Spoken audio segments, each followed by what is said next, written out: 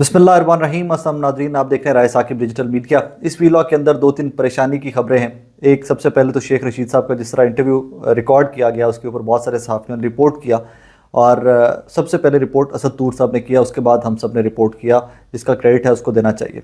और सेकेंडली सनम जावेद खान साहिबा को लेकर एक अपडेट है, वो आप तक पहुँचा दूँ। सुनने में ये आ रहा है कि पहले तो मुतज़ाद इत्तलात हैं कि शेख रशीद साहब का इंटरव्यू रिकॉर्ड कहाँ पर हुआ।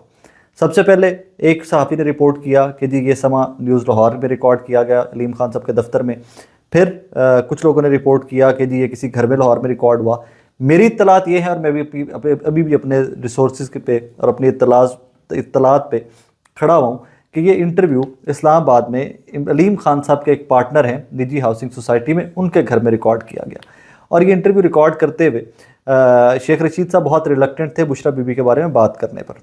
कहा यह जाता है या सुनने में ये आ रहा है कि जनाब उनको एक पेपर पकड़ा दिया गया था कि आपने ये जवाबात देने हैं, और एक पेपर दे दिया गया था मुनीर फारूक साहब को कि आपने ये सवालात करने हैं। शेख रशीद साहब बहुत परेशान थे। कहने में ये भी, सुनने में ये भी आ रहा है कि शेख रशीद साहब यहाँ बच्चों की तरह रोते भी रहे कि मेरा इमरान खान से ताल्लुक़ है, मेरे से और मैं बहुत कुछ बता सकता हूँ और मैं बहुत कुछ बातें कर देता हूँ, बट नॉट बुशरा बीबी, मेरे दोस्त की बीवी है, औरत ज़ात है, इस पे मत मेरे से बात करवाइए। तो that is why I have to admit कि शेख रशीद असली और नस्ली आदमी है। असली और नस्ली लोग औरतों पे बातें नहीं किया करते, जिनसे गलती कोताही हो भी जाए उसकी माफ़ी मांगा करते हैं।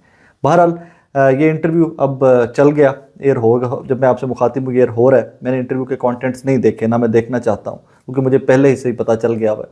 मेरे ज़राए ने, या जो लोग सारी इस अंदर की गेम को समझते हैं, या जो समा में से जिन लोगों के पास कुछ इन्फॉर्मेशन आ रही थी, मुझे उन लोगों ने पहले से ही बता दिया था कि इस इंटरव्यू के अंदर क्या क्या रिकॉर्ड हुआ है। गलाजत है और मैं गलाजत के ऊपर बहुत ज़्यादा बात नहीं करना चाहता। दूसरा, सनम जावेद खान साहिबा, आपको पता है कि उनकी ज़मानत हो चुकी हुई थी मुख्तलिफ मुकदमात के अंदर, बट आज फिर से जब उनकी रोपकार दो मुकदमात थे उनके ऊपर। एक कोर कमांडर हाउस के पास गाड़ी जली थी, उसकी FIR थी, उसके अंदर नामजद उनको किया गया था। और एक 96/23 कोर कमांडर हाउस इटसेल्फ जो है उस FIR के अंदर ये नामजद थी। और लाहौर हाई कोर्ट ने दोनों केसेस में उनकी ज़मानत दे दी हुई थी। ज़मानत देने के बाद एक दफ़ा पहले भी 96/23 से ज़मानत हुई, तो उसके बाद अगली FIR में गिरफ़्तार कर लिया गया था नामजद करके।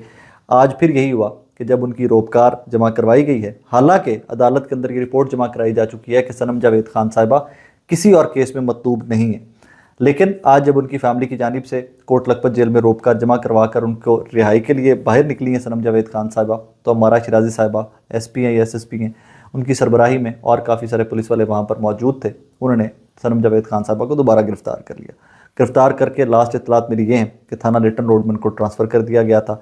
अब किस FIR में नॉमिनेट करते हैं ये तो मुझे नहीं पता, लेकिन यहाँ पर सवाल ये है कि IG पंजाब का ऑफिस और बाकी तमाम इदारे जो हैं पाकिस्तान के कानून नाफिज करने वाले इदारे, वो ये रिपोर्ट कर चुके हैं कि सनम जावेद खान साहिबा उनको किसी भी केस में मतलूब नहीं, बट इवन देन गिरफ़्तार कर लिया गया।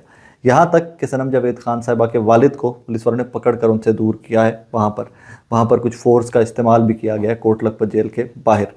बाकी खदीजा शाह साहिबा और बाकी लोग जिनकी ज़मानतें हो गई हैं, उनकी फैमिलीज़ ने इसी डर से कि दोबारा से गिरफ़्तार कर लिया जाएगा, उन्होंने आज रोपकार जमा ही नहीं करवाई। उन्होंने अपने जो उनके लोग जेलों के अंदर हैं, उन्होंने यही मुनासिब समझा कि ये जेल के अंदर ही रहें, क्योंकि जैसे ही हमने रोपकार जमा करवानी है पुलिस वालों ने किसी नए केस में पकड़ कर इनको दोबारा से अंदर दे देना है। That's the country we live in, that's the system we have to fight.